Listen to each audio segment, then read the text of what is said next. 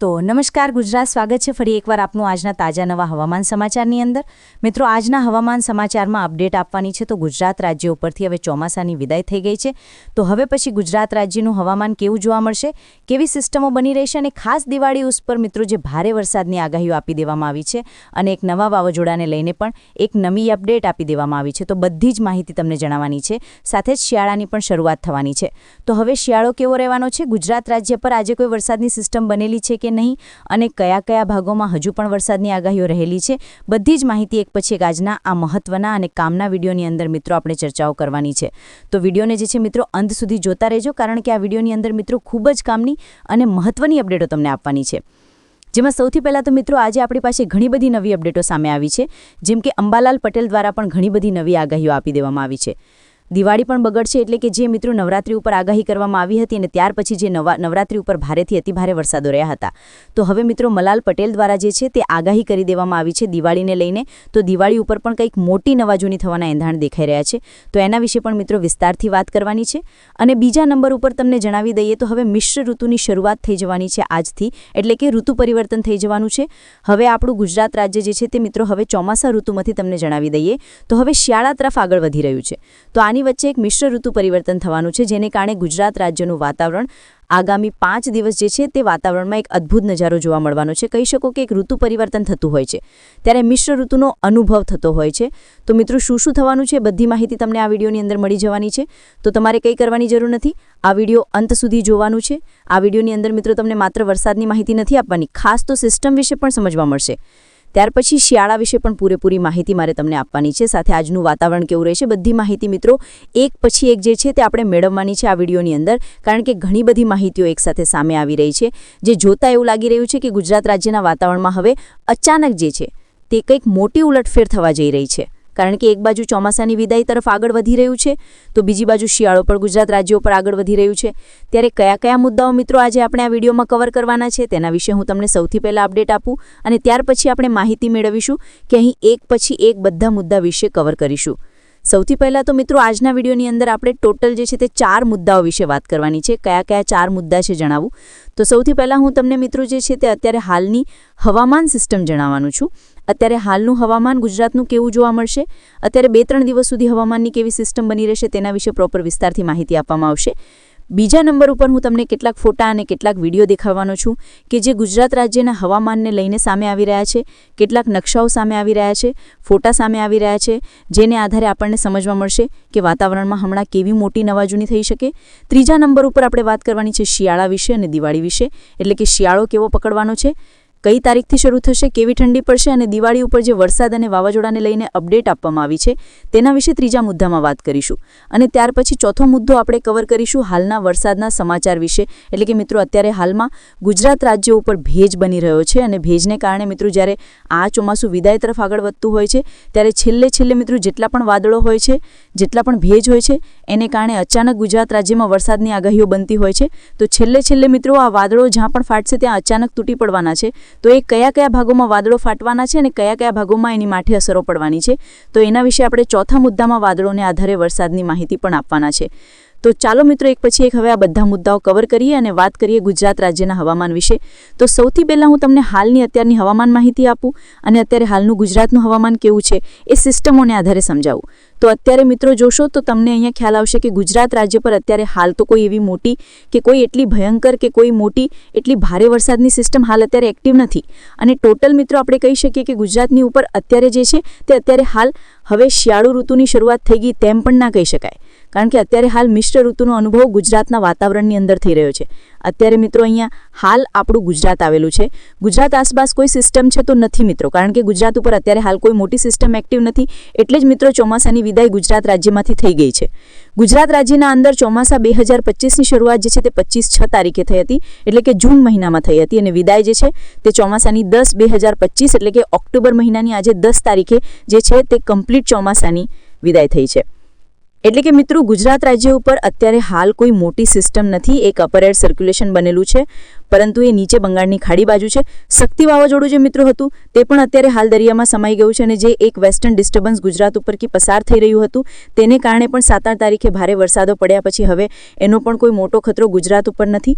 પરંતુ બીજી બાજુ મિત્રો જોઈએ તો ગુજરાત રાજ્ય ઉપર જે છે તે અત્યારે હાલનું હવામાન એ છે કે અત્યારે ગુજરાત ઉપર ભેજ અને જે વાદળો બની રહ્યા છે. તો મિત્રો છેલ્લે જ્યારે ચોમાસું વિદાય લેતું હોય છે ત્યારે ગુજરાત ઉપર જે કંઈ પણ મોટી ગરમી હોય છે, જેટલા પણ વાદળો હોય છે એ એકસાથે તૂટી પડતા હોય છે અને વાદળોને કારણે મિત્રો ગુજરાત રાજ્ય ઉપર વરસાદની આગાહી 100% બનશે. કારણ કે જે પણ મિત્રો હવામાનમાં અને અવકાશની અંદર વાદળો હશે એ છેલ્લે મિત્રો અત્યારે ગુજરાત રાજ્ય ઉપર પોતાનો ભેજ ઠાલવશે. તેને કારણે ગુજરાત રાજ્ય ઉપર જે છે તે હવે અત્યારે આજનો દિવસ જે છે તે મિત્રો વાદળોને આધારે ઘણા બધા ભાગોમાં વરસાદની આગાહી રહેલી છે. પરંતુ કયા ભાગમાં વરસાદ પડશે, કયા ભાગમાં આગાહી છે એ આપણે આ વિડીયોના અંતમાં જે છે તે માહિતી આપવાના છીએ અને એકોએક ગામનું લઈને પણ માહિતી, ગામનું નામ લઈને તમને માહિતી આપવામાં આવશે. તો મિત્રો આ માહિતી થઈ ગઈ કે ગુજરાત રાજ્યનું અત્યારે હાલનું હવામાન કેવું છે. તો ગુજરાતમાં અત્યારે હાલ કોઈ મોટા એવા ભયંકર વરસાદો પડવાના નથી, પરંતુ અત્યારે ગુજરાતની અંદર એક મિશ્ર ઋતુનો અનુભવ તમને 100% થવાનો છે. એટલે કે ઠંડી પણ નહીં ને ગરમી પણ નહીં. વહેલી સવારે અને સાંજના સમયે તમને ઠંડીનો અહેસાસ થશે, બપોર વચ્ચેના સમયગાળા દરમિયાન તમને ગરમીનો પણ અહેસાસ થશે અને અમુક ભાગોમાં કે જ્યાં ભેજ અને વાદળ હશે ત્યાં છૂટાછવાયા માવઠાઓ પણ જોવા મળશે. તો કહી શકો કે 3 ઋતુનો અહેસાસ તમને હવે આ 5 દિવસ 15 થી 16 તારીખ સુધી જોવા મળવાનો છે. તો આ થઈ ગયું મિત્રો હાલનું અત્યારનું લાઈવ ગુજરાતનું હવામાન. ત્યાર પછી હવે આપણે ફોટા અને કેટલાક વિડીયો સામે આવી રહ્યા છે તેના વિશે વાત કરીએ. સૌથી પહેલા મિત્રો આ ફોટો તમારી સ્ક્રીન ઉપર આવી રહ્યો છે. આ ફોટો મિત્રો દેખાઈ રહ્યો છે, તમને એવું લાગતું હશે કે બંગાળની ખાડીની અંદર આ મહાકાય સિસ્ટમ બનેલી છે. તો આ ફોટો પહેલાનો છે એવું નથી મિત્રો.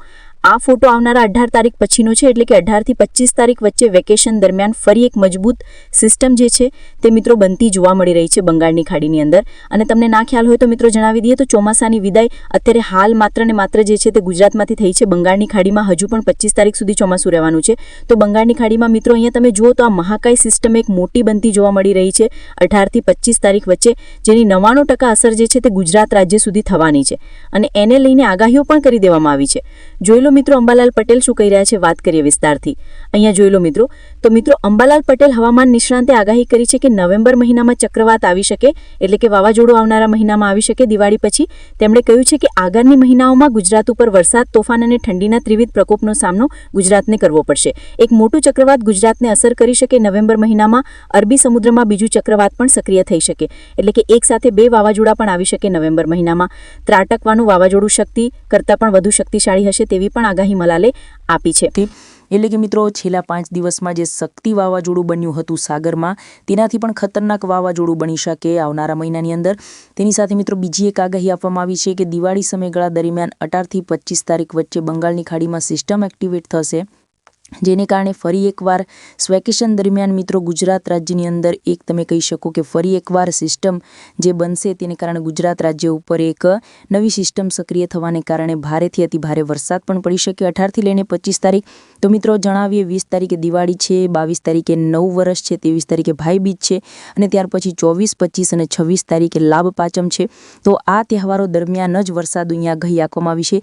તેની સાથે મિત્રો ચોમાસાની વિદાયને લઈને પણ કેટલાક સમાચાર આવી રહ્યા છે. જોઈએ મિત્રો તો જોઈ લો મિત્રો, અહીંયા જે છે તે આપણું હાલ ગુજરાત આવેલું છે અને ગુજરાતની ઉપર કમ્પ્લેટ ચોમાસાની વિદાય અત્યારે થઈ ગઈ છે. અહીંયા હું તમને લાઈવ પ્રૂફ દેખાડું તો મિત્રો આ જે વ્હાઈટ ભાગ છે વાદળો છે અને જે પણ ભાગોમાં વાદળો છે, જે ભાગોમાં ચોમાસું અત્યારે હાલ એક્ટિવ છે, પરંતુ ગુજરાત રાજ્ય ઉપર તમે જોશો તો અહીંયા મિત્રો આપણું ગુજરાત છે અને ગુજરાત ઉપર અત્યારે હાલ કોઈ મોટા વાદળ નથી, જેથી ગુજરાત ઉપર હાલ અત્યારે તો કોઈ ચોમાસું એક્ટિવ નથી. પરંતુ નીચે જુઓ તો આ મહારાષ્ટ્ર નીચેનાથી ગોવા, કર્ણાટક, તમિલનાડુ, આંધ્રપ્રદેશ, બંગાળ આ બધા ભાગમાં હજુ પણ ચોમાસું એક્ટિવ છે. મિત્રો ગુજરાત રાજ્યના આજના તાપમાન વિશે હું તમને છેલ્લે માહિતી આપું તો ગુજરાત રાજ્યની અંદર આજે તમને 1-2 ડિગ્રીનો તાપમાનમાં ઘટાડો જોવા મળવાનો છે, જેથી મોટાભાગના વિસ્તારોની અંદર આજે જે છે મિત્રો તમને એક લોકલ તાપમાન જે છે 20 ડિગ્રી આસપાસ જોવા મળશે. એટલે કે હવે આજથી થોડી ઠંડીની શરૂઆત થઈ જશે. 2-3 ડિગ્રી તાપમાન ઘડી રહ્યું છે.